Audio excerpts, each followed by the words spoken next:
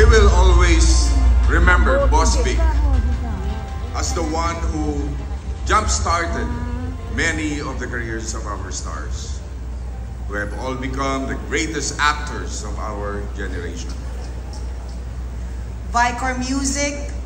Viva Communications, Viva Films, Viva Entertainment are among the giants that he has built.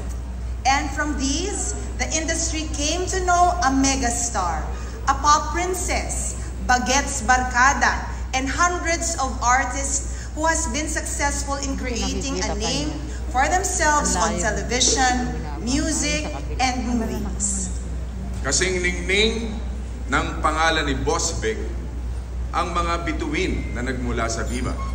gaya nina Sharon Cuneta, Robin Padilla, Aga Mula,